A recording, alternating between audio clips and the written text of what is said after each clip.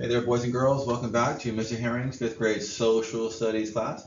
Uh, Hope you had a great evening. Today we're going to continue our Unit 5A, Growth of a Nation, by talking about Lewis and Clark's Corps of Discovery, their great expedition of the Louisiana Territory. So today, our Learn It, I can identify significant events and concepts associated with U.S. territorial expansion, including the Louisiana Purchase, the expedition of Lewis and Clark, and Manifest Destiny. Our essential question today is, how did Lewis and Clark's exploration of the Louisiana Purchase contribute to the further expansion of the West? Now, there's a lot to get into here. It's a good lesson. Usually we break this up in a couple of pieces, but I'm going to keep it in one piece today. So let's go ahead and jump in and get started.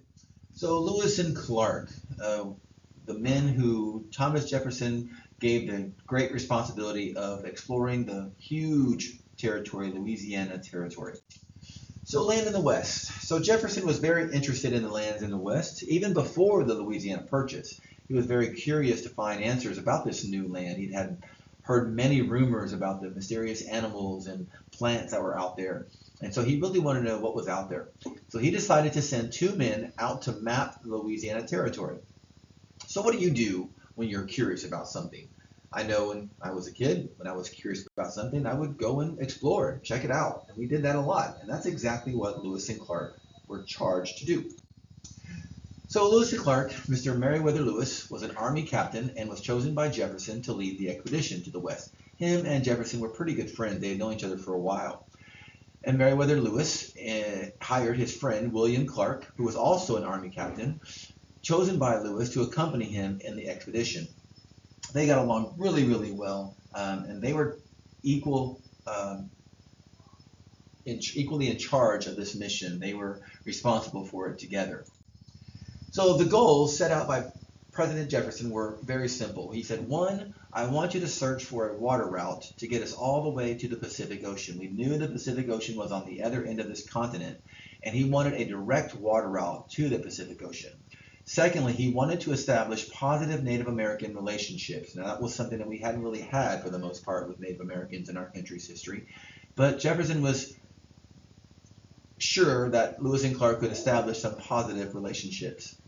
Third, he wanted them to document the soil and face of the land. That means he wanted them to document what the land looked like. What were the landforms out there? What was the dirt like? Was it good for farming? Was it desolate? Was it desert? What was out there? And then finally, his fourth task was he wanted them to take notes on all the landforms, the plants, and the animals in that great area.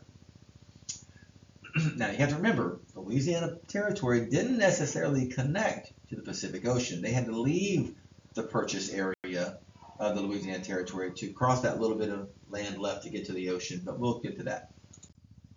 So the expedition itself, in May of 1804, just a year after Thomas Jefferson purchased it from France, Lewis and Clark and other members of the expedition set out westward from St. Louis, Missouri, along the Missouri River. So they left St. Louis, Missouri, along that giant river, the Missouri River, and headed west.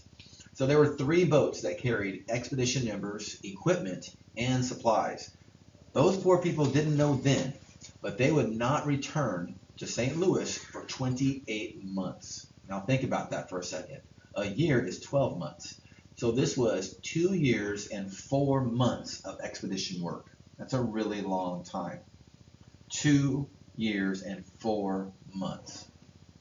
Imagine being away from your family for that long. But they did get some help along the way. Lewis and Clark hired a French-Canadian fur trapper and his Shoshone wife, Sacagawea, who acted as an interpreter and guide. Sacagawea was very, very young when they met up with this French-Canadian fur trapper, and they hired them to join the expedition because they needed help to guide them across this rugged terrain that they were very unfamiliar with. And they knew they would come across many Native American tribes, and they had faith at Sacagawea and this interpreter, this fur trapper, could help them interpret.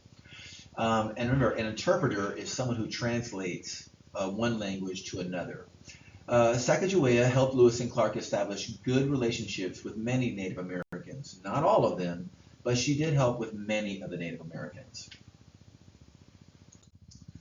The journey itself, throughout the expedition, the members experienced many hardships, such as wild animals, scary weather, and extremely harsh river currents. The land itself was also very treacherous. Regardless, they were rewarded with fabulous views. They discovered so many new plants and so many new animals. They were not able to find a direct water route, but they were able to map the Louisiana Territory and find a path over the Rocky Mountains, which was the majority of their trip. Once they got to the Rocky Mountains, everything came to a halt. The Rocky Mountains were extremely treacherous, very, very dangerous, and incredibly difficult to get over. So if we look at this mastery check here, here's Lewis Clark's journey, where it starts down here by St. Louis, Missouri. They go west by northwest, all the way up to what is today North Dakota. They cross from North Dakota, going all the way down, and they get to the Rocky Mountains. And look how their path takes a really sharp turn south to get across there. And then they make their way finally to the Pacific Ocean.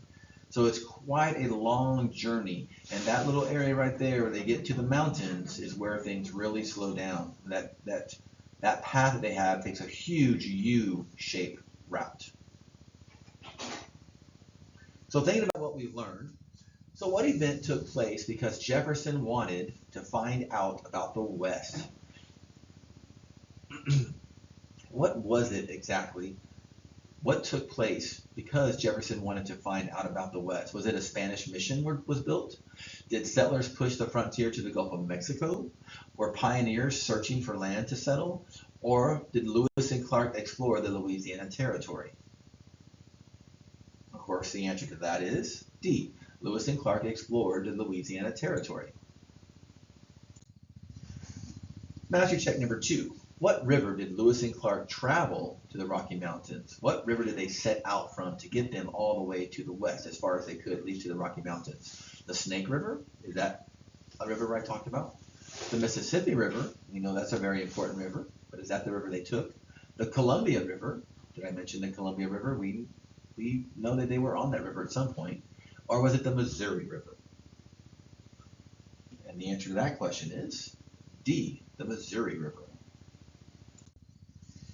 Lewis and Clark began their expedition from where? What city did they start in? Did they start from Mandan Village, from St. Louis, New Orleans, or Fort Clatsop? The answer to that question, if you don't know, is St. Louis. Yes, St. Louis, Missouri, where the Missouri River starts for them. Which of the following was not a goal of the Lewis and Clark expedition?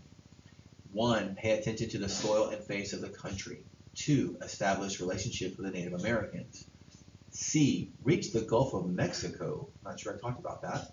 Or D. Find a water route to the Pacific Ocean. Which one of those was not a goal? Keyword there is not. And yes, you should have guessed that C was the answer. They did not reach the Gulf of Mexico. That's way far south. What did Lewis and Clark discover? Did they discover fabulous views? Did they discover a path over the Rocky Mountains? Did they discover new plants and animals? Or did they discover all the above? And if you look at their route, you can see they do go all the way across the mountains to the Pacific Ocean. We know they had some fabulous views. So yes, of course, the answer is D. You guessed it, all the above. So here's the Louisiana Territory. Again, just a review. It doubled the size of our land. Notice how this area to the far left by the word Pacific is a different color. That's not land that the United States owns. So once they cross the Rocky Mountains, they cross into land that the United States don't own, and they have to travel across that land to get to the Pacific Ocean. And they did not find a direct water route. In fact, there was no water route that crosses the Rocky Mountains that gets into the Pacific Ocean. They go from one river across the mountains to another river to finally get there. Very, very dangerous route.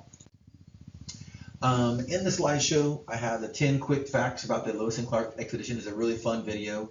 It's in my Schoology. You can click on that to watch this video. It's not embedded in this slideshow. But please feel free to watch that video. It'll give you some great facts and fun facts about the Lewis and Clark expedition. All right. I hope to see you guys back in class. Hope you enjoy the video. If you need to, you can go back and watch it again if you want to get some more details. All of this information, of course, will be on the end of the unit test. So see you guys in class. Have a great day.